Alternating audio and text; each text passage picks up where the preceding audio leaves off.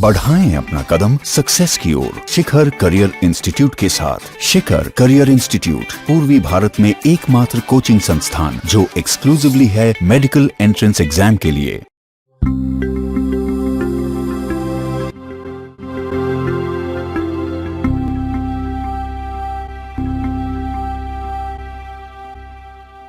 Electrostatic force के बारे में कुछ इंपॉर्टेंट पॉइंट हम लोग जानने वाले हैं।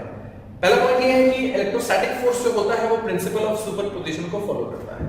प्रिंसिपल ऑफ सुपरपोजिशन का मतलब क्या होता है मैं आपको अच्छे से समझा देता हूं। हम सबसे पहले उसके स्टेटमेंट को अगर देखें तो उसमें लिखा है कि principle of superposition states that if more than 2 point charges are present in the system then the force acting on any charge due to other charges do not disturb each other and the net force of given charge is the vector sum of the individual forces due to other charges।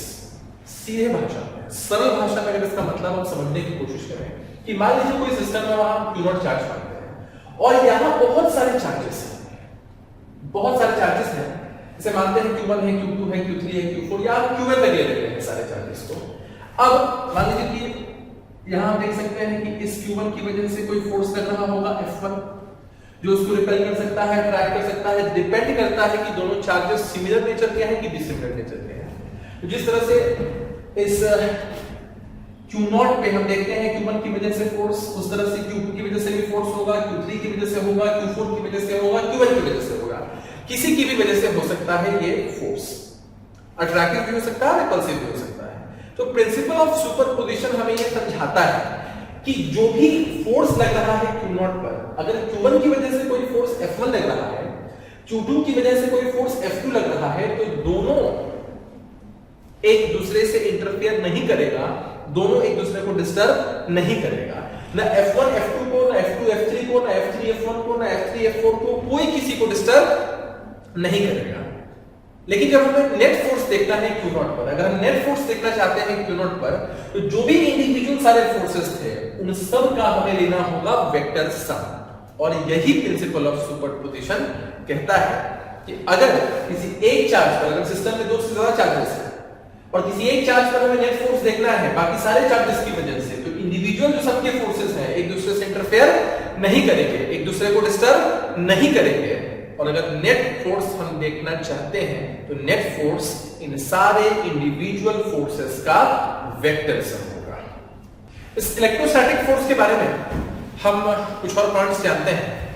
ये electrostatic force जो होता है वो action reaction pair बनाता है। Action reaction pair का मतलब ये होता है, आपने पहले ही लॉज ऑफ मोशन में सीखा होगा, जाना होगा कि अगर हम किसी दीवार पे धक्का लगाते हैं तो एक्शन रिएक्शन पेयर बनता है। मतलब हम जिस फोर्स से दीवार को धकेलते हैं एग्जैक्टली उतने ही फोर्स से दीवार भी हमें धकेलता है, लेकिन उल्टे डायरेक्शन में, एग्जैक्टली अपोजिट। अगर आप जमीन पे खड़े हैं, जिस नॉर्मली एक्शन से आप जमीन को प्रेस कर रहे हैं एग्जैक्टली उसी नॉर्मली एक्शन से जमीन भी आपको ऊपर के डायरेक्शन में प्रेस कर रहा है।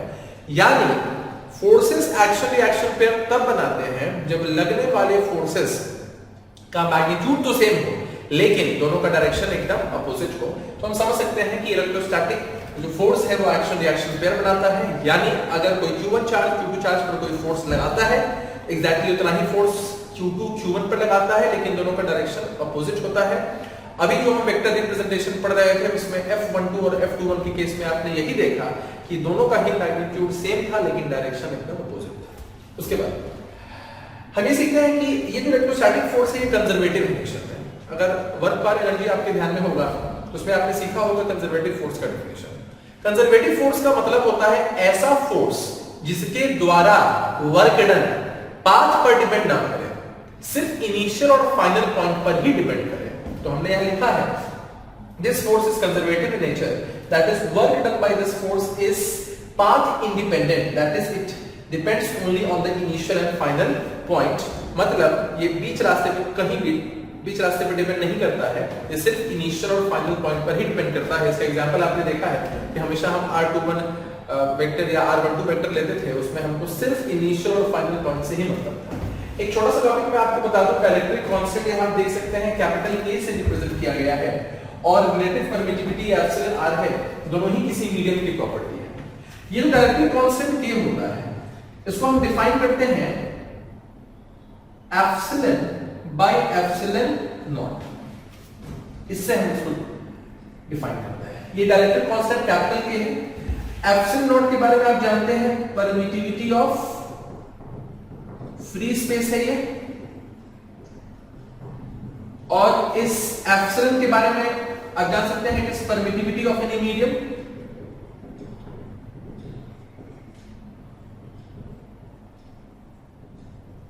मतलब अगर वैक्यूम की हम बात कर रहे हैं तो हम एप्सिलॉन नॉट यूज करते हैं, और अगर हम किसी मीडियम की बात करते हैं तो हम एप्सिलॉन यूज करते हैं। जिस तरह से यहां से आप एक और चीज देख सकते हैं कि this epsilon will be equal to k times epsilon not, ऐसे भी लिखा जा सकता है। अगर हम एप्सिलॉन r की बात करें तो एप्सिलॉन r जो कि रिलेटिव परमिटिविटी है, वो उसको हम डिफाइन करते हैं epsilon r is equal to epsilon by epsilon not, same to same वही चीज, जहां एप्सिलॉन किसी मीडियम की परमिटिविटी है और एप्सिलॉन नॉट वैक्यूम की परमिटिविटी है, फ्री स्पेस की परमिटिविटी है। मतलब हम इस एप्सिलॉन को चाहें तो लिख सकते हैं epsilon r into epsilon not. तो कुल मिला के आप समझ सकते हैं कि k और एप्सिलॉन r काफी कंपेरेबल है, रिलेटेबल है।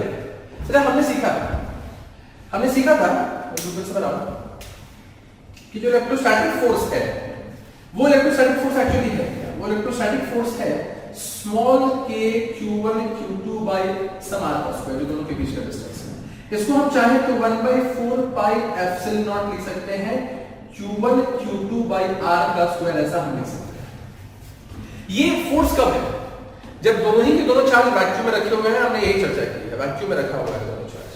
लेकिन अगर किसी मीडियम में रखते हैं, if charges are placed in some medium, if charges are placed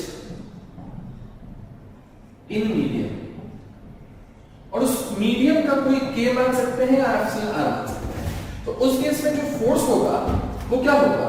1/4 pi epsilon not तो नहीं यूज करेंगे, हम यूज करेंगे कोई एप्सिलॉन, यहां लिखेंगे q1 q2 by r का स्क्वायर, यानी हम क्या लिखेंगे f डैश 1/4 pi इस एप्सिलॉन की जगह हमने क्या सीखा k टाइम्स एप्सिलॉन नॉट को पुट कर सकते हैं, और यहां लिख सकते हैं q1 q2 by r का स्क्वायर, ऐसा लिख सकते हैं।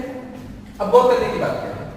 गौर करने की बात यह है कि 1/4 pi epsilon not q1 q2 by r का स्क्वायर तो हम f मानते ही थे, हमें डिवाइड कैसे करना है इस केस से? मतलब जो नया फोर्स होगा, जो नया हमारा फोर्स होगा f डैश, वो जो प्रीवियस हमारा फोर्स था उसको हमको डिवाइड करना है कैपिटल K यानी डाइइलेक्ट्रिक कांस्टेंट से। अब डाइइलेक्ट्रिक कांस्टेंट की जो वैल्यू होती है वो वैक्यूम के लिए कितना है? 1 ही, तभी तो बराबर हो जाएगा। हम आगे चल के सीखेंगे किसी कंडक्टर के लिए हम उसकी वैल्यू को इन्फिनिटी पुट कर देते हैं, या सवाल में दिया रहता है उसका वैल्यू। जिस तरह से हमने कैपिटल K के लिए सीखा है उसी तरह से हम एप्सिलॉन r के लिए भी सीख सकते हैं, क्योंकि हमने देखा है कि दोनों काफी हद तक रिजल्ट करता है। सिमिलरली इस f डैश को लिखा जा सकता है f divided by epsilon r, जहां एप्सिलॉन r है रिलेटिव परमिटिविटी। तो आप देख सकते हैं कि जो k है उसकी वैल्यू जनरली 1 से बड़ी होती है, 1 से बड़ा है k का वैल्यू। तो अगर आपसे कोई पूछे कि कोई डाइलेक्ट्रिक अगर मीडियम हमने डाल दिया है दोनों चार्जेस के बीच में, तो फोर्स पर क्या फर्क पड़ेगा, फोर्स घटेगा कि बढ़ेगा? तो आपका जवाब क्या होगा कि फोर्स घटेगा, क्योंकि k का वैल्यू 1 से बड़ा है। तो आपसे अगर ये डायरेक्ट सवाल पूछा जाए तो आप आसानी से बता सकते हैं। कुल मिला के आपको एक कॉन्सेप्ट अपने दिमाग में सेट करने की जरूरत है। कॉन्सेप्ट ये है कि अगर वैक्यूम की चर्चा हो रही है तो हम हर जगह एप्सिलॉन नॉट यूज कर रहे थे, एप्सिलॉन नॉट यानी परमिटिविटी ऑफ फ्री स्पेस यानी कि वैक्यूम। लेकिन अगर किसी मीडियम की चर्चा हो जा रही है, अगर कहीं पर कोई मीडियम दे दिया है, तो फिर आपको सिर्फ एप्सिलॉन नॉट नहीं यूज करना है, एप्सिलॉन नॉट के आगे क्या मल्टीप्लाई कर देना है? कैपिटल K मल्टीप्लाई कर देना है। क्योंकि हमने सीखा है कि किसी भी मीडियम की permittivity K times epsilon not होती है, यानी अगर K का वैल्यू हम 1 पुट कर दें वैक्यूम के केस में, तो एप्सिलॉन जो है वो एप्सिलॉन नॉट के बराबर हो जाएगा। तो इस तरह से हम आसानी से इस टॉपिक को समझ सकते हैं।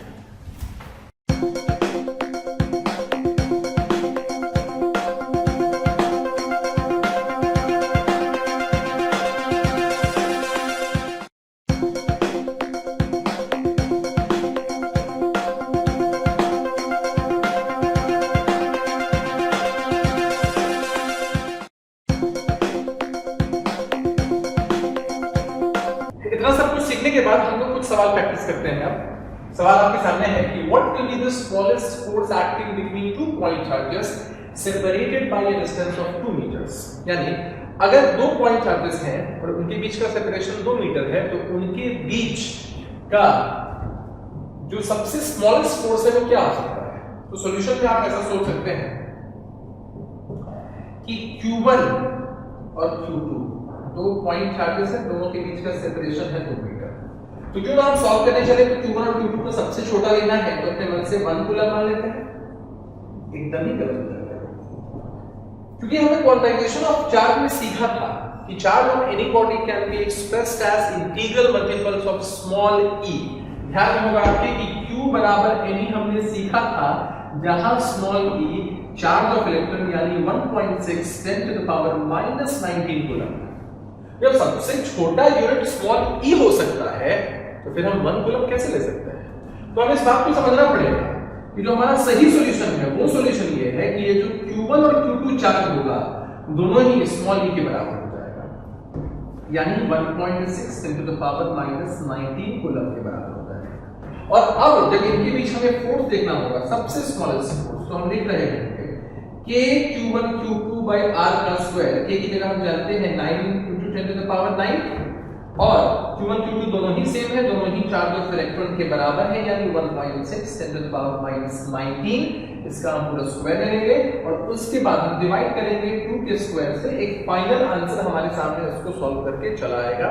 तो हमें इस सवाल से यही समझने की जरूरत है कि क्वांटाइजेशन ऑफ चार्ज प्रॉपर्टी ने हमें सिखाया है कि जो सबसे छोटा चार्ज हो सकता है, एग्जिस्ट करता है, वो है चार्ज ऑफ इलेक्ट्रॉन के बराबर स्मॉल e के बराबर, एलिमेंट्री चार्ज के बराबर। हम अपने अगले सवाल की तरफ बढ़ते हैं। अगले सवाल में गिवन है there are 3 point charges Q1 Q2 and Q3। Q1 का मैग्नीट्यूड 1 कूलम है, Q2 का मैग्नीट्यूड -2 कूलम है, Q3 का मैग्नीट्यूड 3 कूलम है। माइक्रो कूलम में दे सकता था। Are kept on the vertices of an equilateral triangle of side length 2 meters as shown, then find the net force on Q। यानी इस सवाल में Q1 Q2 Q3 3 point charges है, तीनों का वैल्यू दिया हुआ है और तीनों ही vertices of an equilateral triangle पे रखा हुआ है और उसका साइड लेंथ है 2 मीटर। तो आपको बताना है ये जो Q2 पॉइंट चार्ज है इस पे नेट फोर्स कितना होगा। थोड़ा ध्यान में आ रहा होगा प्रिंसिपल ऑफ सुपरपोजिशन की, अगर 2 से ज्यादा चार्ज सिस्टम में है तो किसी एक चार्ज पर जो नेट फोर्स है वो बाकी सारे चार्जेस की वजह से जो फोर्सेस हैं उनका वेक्टर सम होता है, आपस में फोर्सेस इंटरफेयर या एक दूसरे को डिस्टर्ब नहीं करते हैं। तो हम इसके सॉल्यूशन की तरफ बढ़ते हैं। हम इसके सॉल्यूशन में एक चीज देख सकते हैं कि अगर हम दोबारा से रीड्रॉ करें इस फिगर को, यहां पर Q1 है, यहां पर Q2 है और यहां पर Q3 है। सवाल में दिया है 1 कूलम, ये दिया है -2 कूलम और ये दिया है 3 कूलम। अगर हम देखना चाहें इस Q2 पर फोर्स किसकी वजह से, Q1 की वजह से। इस Q2 पर अगर इस फोर्स देखना चाहेंगे Q1 की वजह से, नेगेटिव चार्ज है, ये पॉजिटिव चार्ज है, इसको अपनी तरफ अट्रैक्ट करेगा, यानी कि हम इसको लिख सकते हैं F1, ये अट्रैक्टिव होगा।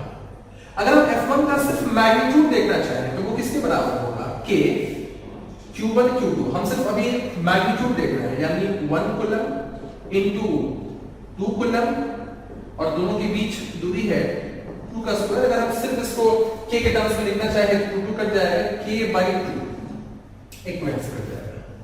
ठीक उसी तरह अगर हम ये देखना चाहें कि इस Q3 की वजह से इस Q2 पर कितना फोर्स लग रहा है और कैसा फोर्स लग रहा है, तो ये Q3 इस Q2 को अपनी तरफ अट्रैक्ट करेगा। यानी हम देख सकते हैं कि अगर F3 हम इसको नाम देना चाहें तो F3 भी आसानी से आ जाएगा। अगर इस F3 का हम मैग्नीट्यूड देखना चाहें K टाइम्स Q, अब कि यहां पर ये 2 कूलम है और ये 3 कूलम है और दोनों के बीच की दूरी 2 ही होगी, 2 का स्क्वायर, एक 2 कट जाएगा यानी 3K/2 इसको लिखा जा सकता है। हम ये भी देख सकते हैं साथ साथ कि इन दोनों का वेक्टर सम लेना है, इनके बीच का एंगल कितना है, 60 डिग्री है। हम देख सकते हैं कि एंगल बिटवीन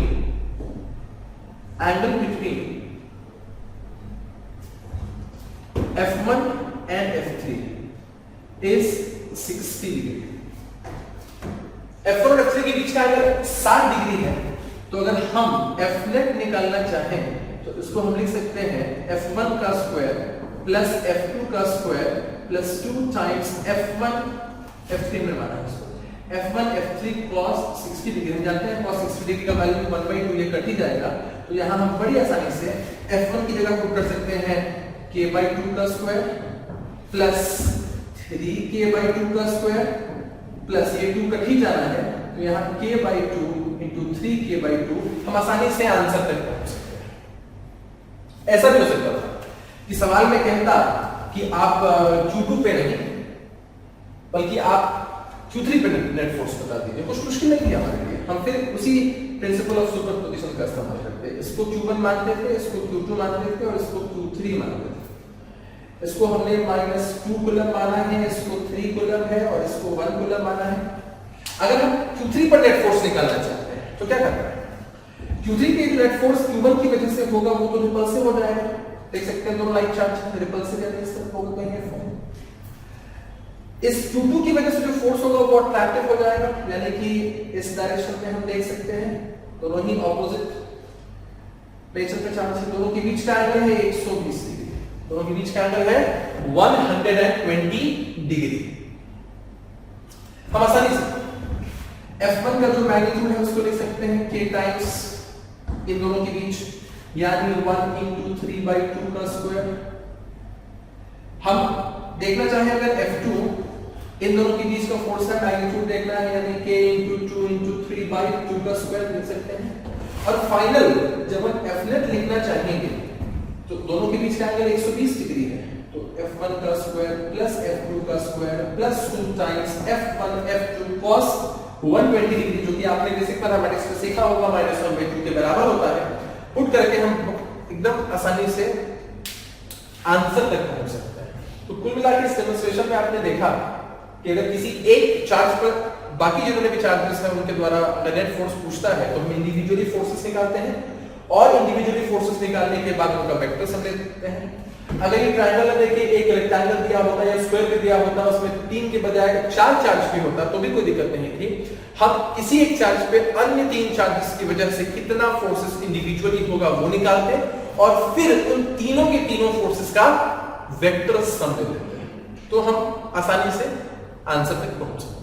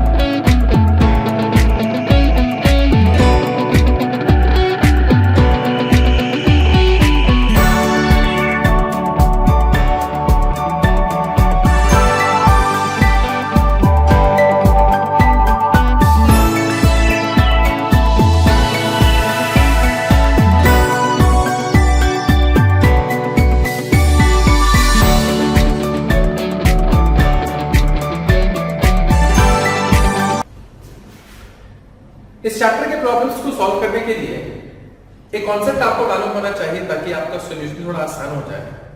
ये बेसिक मैथमेटिक्स में भी आपने सीखा होगा, साइन फॉर्मूला में भी हम इसका इस्तेमाल करते हैं, तो आपके जहन में रहे इस वजह से मैंने इसको दोबारा रिपीट करने का डिसाइड किया है। इस कॉन्सेप्ट का नाम है लामिस थ्योरम। लामिस थ्योरम ऐसा है कि अगर हम देखते हैं कि एक ट्रायंगल है जिसमें capital A, capital B, capital C है, साइड ये एंगल्स हमने माना है और कैपिटल ए वाले एंगल के सामने स्मॉल ए है साइड लेंथ, कैपिटल बी वाले के सामने स्मॉल बी है साइड लेंथ और कैपिटल सी के सामने स्मॉल सी है साइड लेंथ। तो लामिस थ्योरम से हम एक कंक्लूजन पे पहुंचते हैं कि अगर हम रेशियो लेना चाहें साइड लेंथ का और डिवाइड करते हैं साइन ऑफ एंगल के, मतलब स्मॉल ए के सामने जो एंगल है उसके साइन से अगर हम डिवाइड कर देते हैं तो ये रेशियो हमेशा कांस्टेंट रहता है, यानी small a by sine A जो होगा वही small b by sine B होगा और सिमिलरली वही small c by sine C हो जाएगा। जब ये ट्रायंगल ऐसा होता है तब हम इसका ऐसे इस्तेमाल करते हैं। या उसके अलावा हम ऐसा भी कर सकते हैं कि अगर तीन कॉन्करेंट फोर्सेस F1 F2 और F3 दिखाई पड़ रहा है, F1 के ऑपोजिट में एंगल है अल्फा, F2 के ऑपोजिट में एंगल है बीटा और F3 के ऑपोजिट में एंगल है गामा और हमें लामिस थ्योरम का इस्तेमाल करना है, तो हम यूज कर सकते हैं property F1 by sine alpha जो उसके ऑपोजिट में है बराबर F2 बाई साइन बीटा और यहां लिख सकते हैं F3 बाई साइन गामा। तो इसका भी हम इस्तेमाल कर सकते हैं अपने प्रॉब्लम्स को सॉल्व करने के लिए। हम लोग एक सवाल की तरफ पढ़ते हैं। हमारा सवाल है, ये तो आप इस सवाल का साइज देखकर थोड़ा घबरा रहे होंगे, लेकिन जितना बड़ा सवाल होता है उतना बड़ा उसका सॉल्यूशन हो ऐसा जरूरी नहीं है। तो इसके लिए मैं आपको आश्वस्त कर दूं कि ये बात आपको पूरी समझ में आएगी, आपको घबराने की जरूरत नहीं है। बस थोड़ा यहां पर फ्लूइड मैकेनिक्स का कॉन्सेप्ट इन्वॉल्व है, अपस्ट्रीम फोर्स वाला कॉन्सेप्ट इन्वॉल्व है। मुझे ऐसा लगता है कि जब आपने 11th की पढ़ाई की होगी और फ्लूइड मैकेनिक्स चैप्टर आपको पढ़ाया गया होगा तो अपस्ट्रीम फोर्स के बारे में जरूर बताया गया होगा। तो हम पहले इस सवाल को समझने की कोशिश करते हैं। इस सवाल में कह रहा है कि two identical balls each having density rho is suspended from a common point by strings of equal length। देख पा रहे हैं कि यहाँ दो आइडेंटिकल बॉल्स हैं और स्ट्रिंग्स ऑफ इक्वल लेंथ से दोनों को सस्पेंड किया गया है। Both balls have equal charge and mass. ये भी कहा जा रहा है कि जो दोनों बॉल्स हैं इसका मास और चार्ज सेम है। In equilibrium, each string makes an angle theta with the vertical। हम देख पा रहे हैं कि वर्टिकल के साथ जो एंगल बन रहा है इक्विलिब्रियम में वो थीटा है। Now both balls are immersed in liquid of density rho। अब इस पूरे सेटअप को एक बार हम इसको इक्विलिब्रियम में ऑब्जर्व करेंगे, उसके बाद इस पूरे सेटअप को किसी लिक्विड में डाल दिया गया है, उस लिक्विड का डेंसिटी है sigma. As a result, the angle theta does not change। Find the dielectric constant of liquid। अब जब लिक्विड में हमने डाल दिया है तो एंगल थीटा वर्टिकल के साथ चेंज नहीं होता है, तो हमको बताना है कि उस लिक्विड का डाइलेक्ट्रिक कांस्टेंट कितना होगा। सवाल में एक साथ आपको समझाने की कोशिश करूं कि हमारे पास एक कॉमन पॉइंट से दो बॉल्स हैं, आइडेंटिकल बॉल्स हैं जिनको सस्पेंड किया गया है, दोनों का चार्ज और मास सेम है, वर्टिकल के साथ दोनों ही एंगल बनाते हैं थीटा। ये जो स्ट्रिंग है उसकी लंबाई भी सेम है और अब हम इस पूरे सेटअप को इमर्स कर देते हैं किसी लिक्विड में जिसकी डेंसिटी सिग्मा है। तो आपको बताना है उस लिक्विड का डाइलेक्ट्रिक कांस्टेंट कितना होगा। हम अब सॉल्यूशन पे चलते हैं। जैसे इक्विलिब्रियम मेंशन किया है, चाहते तो लार्जेस्ट थ्योरम यूज कर सकते थे और इक्विलिब्रियम का भी कंडीशन यूज कर सकते हैं। से मान लीजिए कि किसी एक साइड में एक बॉल को देखते हैं, यहां टेंशन T लगेगा, इसके एफपीटी में देखना चाहे तो इस तरफ इसका वेट लगेगा W, और चूंकि ये दोनों सस्पेंडेड है, ऐसा दोनों में चार्ज है तो दोनों ही में एक रिपल्सिव फोर्स लगेगा। हम कह सकते हैं जो चूंकि दोनों सेम है तो दोनों एक दूसरे को रिपल करेगा तभी इक्विलिब्रियम में आ पाएगा। तो हम ऐसा मानते हैं कि इस पे इलेक्ट्रिक फोर्स है Fe। हम ये भी समझ सकते हैं कि अगर ये एंगल थीटा है तो ये एंगल भी थीटा होगा, ये समझ सकते हैं। ये एंगल थीटा है तो ये वाला एंगल भी थीटा ही होगा। अगर हम किसी एक बॉल की बात करें और लिखें ना इन equilibrium T cos theta, T cos theta weight के बराबर होगा। पहला इक्वेशन हम रिजॉल्व करना सीखते हैं 11th क्लास में, आप लॉस ऑफ मोशन पढ़ते हैं और वेक्टर्स में भी आपको सिखाया जाता है। T cos थीटा वेट के बराबर और T sin थीटा इस तरफ टूटेगा जो बैलेंस करेगा इलेक्ट्रिक फोर्स को। T sin theta will be equal to electric force. ये हम सेकंड इक्वेशन में हम चाहें तो सेकंड इक्वेशन से डिवाइड कर सकते हैं पहली इक्वेशन को। जब आप इसको इससे डिवाइड करेंगे तो टी कट ही जाएगा। sin थीटा और cos थीटा को जब हम डिवाइड करेंगे तो ये tan थीटा बन जाएगा और इस tan थीटा को हम लिख सकते हैं Fe by W। Fe by W इस tan थीटा को हम लिख सकते हैं। अब हम अगली कंडीशन पढ़ते हैं। फिलहाल तो आपने समझ लिया कि हमने इक्विलिब्रियम का कंडीशन यूज किया तो tan थीटा की वैल्यू Fe by W आ गई। अब जब इसको लिक्विड में इमर्स कर दिया गया है, when immersed in liquid, जब लिक्विड में इमर्स कर दिया गया है तो सिचुएशन क्या रहेगी? उस टाइम पे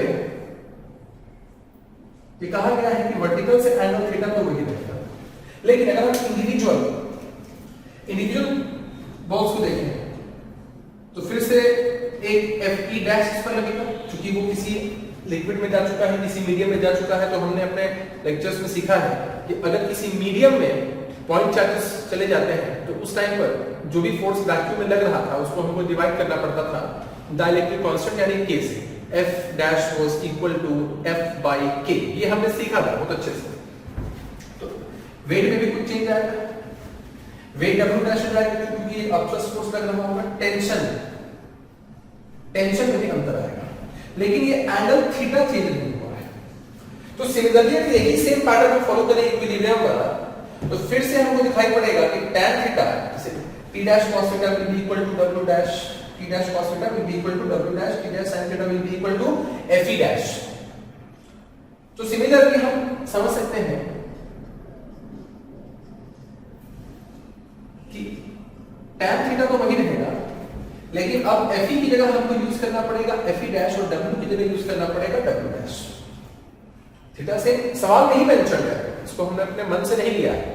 तो fe dash by w dash. हम एक चीज नोटिस कर सकते हैं, अगर हम इसको रोमन में इक्वेशन नंबर 1 माने और उसको रोमन में इक्वेशन नंबर 2 माने तो आपके मन में ख्याल आएगा भाई दोनों तो सेम ही है, दोनों tan थीटा को ही तो रिप्रेजेंट कर रहा है। हम चला देखते हैं, जैसे अगर w डैश की बात करें तो w डैश क्या होगा, आपने फ्लूइड मैकेनिक्स में सीखा है।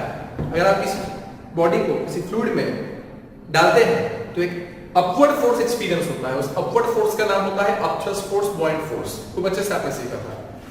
जो वेट होगा, नया वेट होगा, that weight will be equal to original weight minus upthrust force. अब जो ओरिजिनल वेट है वो होता है mg के बराबर। मास को हम लिख सकते हैं वॉल्यूम इनटू डेंसिटी, और इसमें हम डेंसिटी ऑफ बॉडी लेते हैं। वेट लिखते वक्त, खुद का वेट लिखते वक्त हम बॉडी की डेंसिटी लेते हैं, और सवाल में बॉडी की डेंसिटी है वो, तो हम यहां लिखेंगे v rho g। और जब अपथ्रस्ट फोर्स लेते हैं, चूंकि बॉडी पूरा का पूरा इमर्स्ड है तो वॉल्यूम भी ही लेते हैं, लेकिन अपथ्रस्ट फोर्स लेते वक्त हम डेंसिटी यूज करते हैं लिक्विड की, यानी यहां हम यूज करेंगे सिग्मा। सिग्मा सवाल में दिया है, ये हमने यूज कर लिया है। उसके बाद अगर हम fe डैश की बात करें, fe डैश की बात करें तो हम जानते हैं कि ये जो fe डैश है वो fe अपॉन k होगा। ओरिजिनल जो हमारा फोर्स था उसको बस हमको कैपिटल K यानी डायरेक्ट कांस्टेंट से डिवाइड कर देना है। अब हम आगे प्रोसीड कर सकते हैं अपने सॉल्यूशन में। हमने देखा है कि इक्वेशन नंबर 1 और इक्वेशन नंबर 2 दोनों ही सेम है, दोनों tan थीटा को रिप्रेजेंट करता है। हम लिख सकते हैं equation number 1 will be equal to equation number 2, यानी fe by w will be equal to fe dash by w dash। हम चाहें तो इस fe by fe dash को एक तरफ लिख सकते हैं, और यहां इसको नीचे ले आए, इसको ऊपर ले जाएंगे, w अपॉन w dash इसको लिख सकते हैं। fe यहां fe dash को लिखा जा सकता है, fe नीचे और के ऊपर चला जाएगा, इस fe को हम काट भी सकते हैं।